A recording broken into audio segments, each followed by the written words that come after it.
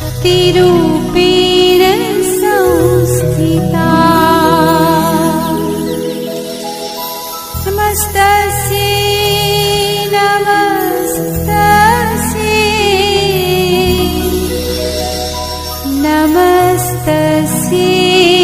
नमो नमः। આજે આપણે સંપત્તિના પ્રકારો વિશે અભ્યાસ કરીશું. તો કે વસ્તુની જેમ સંપત્તિના પણ પ્રકાર પાડી શકાય છે, કે જેમ આપણે વસ્તુના પણ પ્રકાર પાડી શકીએ છીએ.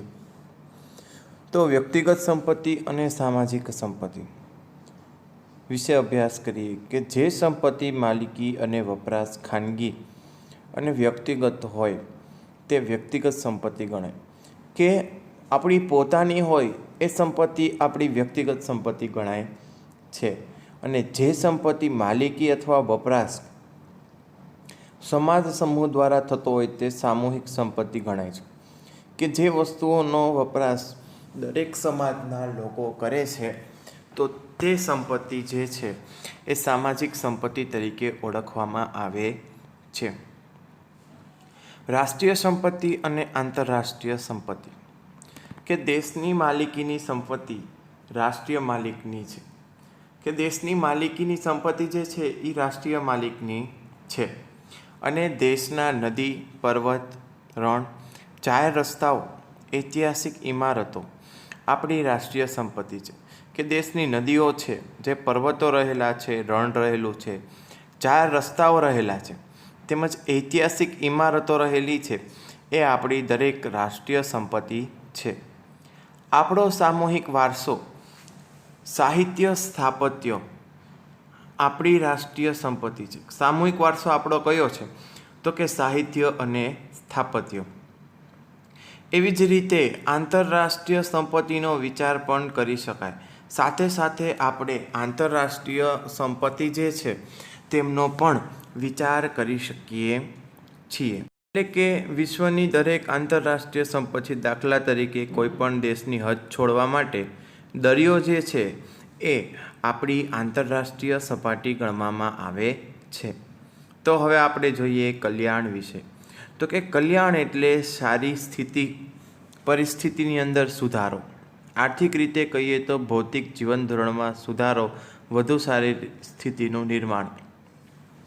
કલ્યાણનો અર્થ શું થશે? તો કે સારી પરિસ્થિતિમાં સુધારો. આર્થિક રીતે કહીએ તો ભૌતિક જીવન ધોરણની અંદર સુધારો તેમજ વધુ સારી સ્થિતિનું નિર્માણ એટલે કલ્યાણ. આધ્યાત્મથી માંડીને અર્થશાસ્ત્ર સુધી કલ્યાણ શબ્દ વાપરવામાં આવે છે. માણસ જીવનના તમામ ક્ષેત્રોમાં કલ્યાણ થાય તેવું ઈચ્છે છે.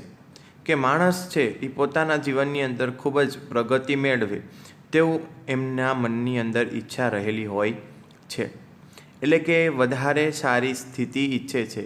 અને વધુ સારી સ્થિતિ માત્ર ટૂંકા ગાળા માટે નહીં પણ કાયમી ધોરણે રહે તે કલ્યાણ છે. કે દરેક સ્થિતિ જે છે એ ટૂંકા ગાળાની નથી હોતી, પરંતુ કાયમી ધોરણ માટે રહે છે. તેથી તે શું છે? કલ્યાણ. તો એવી જ રીતના અર્થશાસ્ત્રને, કલ્યાણને બે રીતે આપણે વિચારી શકીએ છીએ. તો કે એક તો વ્યક્તિગત કલ્યાણ દ્વારા અને બીજું સામૂહિક કલ્યાણ દ્વારા. આપણે જ્યારે કલ્યાણની વાત કરીએ છીએ ત્યારે સામૂહિક કલ્યાણનો વિચાર કરવાનો આવે છે. કે આપણે જ્યારે કલ્યાણની વાત કરીએ ત્યારે સામૂહિક કલ્યાણનો ઊંડાણપૂર્વક વિચાર કરતા હોઈએ છીએ. વળી કલ્યાણને આર્થિક પરિસ્થિતિમાં માપી શકાય તેવા સુધારા સાથે ગુણાત્મક પરિવર્તન સાથે પણ સંબંધ છે. એટલે તે આર્થિક વૃદ્ધિ કરતાં આર્થિક વિકાસ સાથે સંકળાયેલ બાબત છે. વળી કલ્યાણનો મોટો આધાર આવક વૃદ્ધિ કરતાં આવકની યોગ્ય વહેંચણી પણ રહેલો છે. એટલે શું છે? તો કે આર્થિક વૃદ્ધિ કરતાં આર્થિક વિકાસ સાથે સંકળાયેલી બાબત છે. અને કલ્યાણનો મોટો જે આધાર જે છે એની આવકની વૃદ્ધિ કરતાં આવકની યોગ્ય વહેંચણી પર રહેલો હોય છે. સંપત્તિ અને કલ્યાણ વચ્ચેનો સંબંધ શું હોય? તો કે સામાન્ય રીતે આપણે એવું માનવામાં આવે છે કે વ્યક્તિ જે છે એની સંપત્તિમાં ધીમે ધીમે વધારો થતો જોવા મળે છે અને તેમની સાથે કલ્યાણમાં પણ ધીમે ધીમે વધારો થતો જોવા મળતો હોય છે.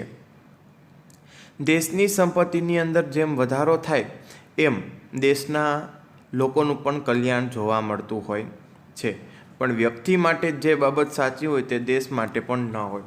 કે ઘણા ખરા વ્યક્તિ એવા પણ છે જે એના માટે સાચી હોય પણ દેશ માટે એ વાત જે છે એ સાચી માનવામાં આવતી નથી. જણાવ્યું તેમ કલ્યાણને છે એ આવકની વહેંચણી સાથે ખૂબ જ ઊંડો સંબંધ છે. તો સાથે સાથે દેશની સંપત્તિની અંદર પણ ધીમે ધીમે વધારો થતો જોવા મળે છે અને જે આ વધારો છે એ થોડાક જ લોકોના હાથમાં હોય છે. તેથી તે કેન્દ્રિત થયેલી હોય તો દેશના બધા લોકોનું કલ્યાણ વધતું નથી, કારણ કે એ કેન્દ્રિત થયેલી હોય છે. તેથી દેશના દરેક લોકો છે એનું કલ્યાણ થતું નથી. કલ્યાણને પ્રજાના સામાજિક સાંસ્કૃતિક મૂલ્યો સાથે પણ જોડવામાં આવે તો સંપત્તિ અને કલ્યાણનો સીધો સંબંધ માપી શકાતો નથી. કે કલ્યાણ છે તેમના પ્રજાની અંદર સામાજિક સાંસ્કૃતિક મૂલ્યો સાથે જોડવામાં આવે તો તેની સંપત્તિ અને કલ્યાણનો સીધો સંબંધ આપણે માપી શકાતો નથી. કારણ કે અર્થશાસ્ત્ર છે નૈતિક મૂલ્યનું નિર્ણય કરી શકતું નથી. આમ છતાં માત્ર ભૌતિક કલ્યાણનો વિચાર કરીએ તો દેશની આવકમાં વધારો થવા સાથે આવકની વહેંચણી પણ સુધરે તો કલ્યાણમાં વધારો થાય છે કે નહીં તેમ કહી શકીએ. એટલે કે ભૌતિક કલ્યાણનો ધીમે ધીમે આપણે વિચાર કરતા જઈએ અને સાથે સાથે દેશની આવકની વધારાનો પણ વિચાર કરીએ તો આવકની જે વહેંચણી છે એ પણ સુધરશે અને દેશની અંદર કલ્યાણમાં પણ ખૂબ જ ઊંડાણપૂર્વક વધારો થશે. હવે જોઈશું ઉત્પાદનના સાધનો વિશે. માણસની મર્યાદિત જરૂરિયાતો હોતી નથી, એટલે કે અમર્યાદિત જરૂરિયાતો છે. કે આ જરૂરિયાતોને પૂર્તિ માટે વસ્તુ અને સેવાનું ઉત્પાદન ખૂબ જ વધારે પ્રમાણમાં કરવામાં આવતું હોય છે. માનવીની જરૂરિયાતો સંતોષી શકે તે રીતે વસ્તુ કે સેવાના ઉપયોગ સ્વરૂપ આપવામાં આવે તે ઉત્પાદન છે. કે માનવીની જરૂરિયાતો છે એ સંતોષવા માટે ઘણી બધી વસ્તુ કે સેવાનો ઉપયોગ લેવામાં આવતો હોય છે અને એ બધું શું છે તો કે એક ઉત્પાદન છે. કે જે સાદી રીતે આપણે કહીએ કે ઉપયોગિતા જે છે એ ગુણનું સર્જન કરે છે અને તે પ્રક્રિયાને ઉત્પાદન આપણે કહીએ છીએ અને તે બાબતથી આપણું દૃષ્ટિકોણનું સર્જન થાય છે. દાખલા તરીકે લાકડાને ખુરશીના રૂપમાં બદલવાથી તેમાં ઉપયોગનો ગુણ ઉમેરાય છે. કે લાકડું હોય છે એમાં આપણે શું બનાવીએ છીએ? ખુરશી. અને એ બદલાવાથી આપણે શું થયું તો કે ઉપયોગિતાનો ગુણ ઉમેરવામાં આવ્યો. આ પ્રક્રિયાને ઉત્પાદન પણ કહેવામાં આવે છે. કે દૃષ્ટિગુણ જે છે એની સર્જનની પ્રક્રિયાની અંદર તે આ ખૂબ જ મહત્ત્વનો ભાગ ભજવતું હોય છે. સ્થળ બદલવાથી, સ્વરૂપ બદલવાથી, સમય બદલવાથી વસ્તુના દૃષ્ટિગુણમાં, ઉપયોગિતાના ગુણમાં ખૂબ જ ધીમે ધીમે વધારો થતો જોવા મળે છે. તે પ્રક્રિયા ઉત્પાદનની પ્રક્રિયા છે. આ પ્રક્રિયા મદદ કરનારી બાબતો ઉત્પાદનના સાધનો છે. જે આ પ્રક્રિયા છે તેમની અંદર જે ઉત્પાદન કરતા જે છે એ આ દરેક સાધનો છે. તો કે ઉત્પાદનના મુખ્યત્વે 4 સાધનો છે. કયા કયા? તો કે જમીન, મૂડી, શ્રમ અને નિયોજક. તો કે રાષ્ટ્રીયની કુલ જે વાર્ષિક ઉત્પાદક છે એના 4 ઉત્પાદનના સાધનો છે અને આ ચારેયને મહત્ત્વ આપણે સરખું આપવામાં આવ્યું છે અને તેમનું જે વળતર છે એ તેમના ફાળા મુજબ પણ મળે છે. એટલે જ માર્શલ જણાવે છે કે ઉત્પાદનના મૂળ તો 2 જ સાધન છે, કુદરત અને માણસ. કારણ કે માણસ દ્વારા જે છે એ ઘણું ખરું ઉત્પાદન થઈ શકે છે. હવે જોઈએ ઉત્પાદનના 4 સાધનોનો પરિચય. તો પહેલું સાધન ભૂમિ, એટલે કે જમીન. કે જમીન આપણને શું ઉપયોગી થાય? તો કે તમે 10મા ધોરણની અંદર વિજ્ઞાનમાં શીખી ગયા છો જમીન વિશે. કે સામાન્ય વ્યવહારમાં જમીન એટલે પૃથ્વીની ઉપરની સપાટી જેના પર માણસ વસવાટ કરે છે એને શું કહેશું? જમીન. પણ અર્થશાસ્ત્રમાં જમીનનો અર્થ વિસ્તૃત અર્થ છે, કે અર્થશાસ્ત્રની અંદર જમીનનો અર્થ છે એ શું છે? વિસ્તૃત, એટલે કે લાંબો છે. પ્રોફેસર માર્શલના મતે મનુષ્ય ઉત્પાદનમાં મદદરૂપ થતા કુદરતી પરિબળો જમીન છે, એટલે કે હવા, પાણી, સૂર્યપ્રકાશ, આબોહવાને સમૂહ એટલે જમીન. કે અર્થશાસ્ત્રના મતે જમીન એટલે શું? તો કે જમીન એટલે હવા, પાણી, સૂર્યપ્રકાશ અને આબોહવાનો સમૂહ એટલે જમીન. તો જમીનના નીચે મહત્ત્વના ઘણા બધા લક્ષણો છે, કે બક્ષિસ છે, પુરવઠો સ્થિર છે, ભૌગોલિક છે અને વળતરનું ભાડું પણ આપણને ચૂકવે છે. અન્ય વ્યક્તિની દેખરેખ હેઠળ વળતરની અપેક્ષા સાથે થતું માનસિક કે શારીરિક શ્રમ એ આપણે શું છે? તો કે શ્રમિક તરીકે ઓળખવામાં આવે છે. તેથી અર્થશાસ્ત્ર પણ એવું માને છે કે ઉત્પાદનના બે મૂળભૂત સાધનો છે, કુદરતી પરિબળ એટલે જમીન અને માનવીય એટલે શ્રમ. તો કે ઉત્પાદનની અંદર પણ અગત્યના સાધનો તરીકે શ્રમના લક્ષણો ઘણા બધા છે.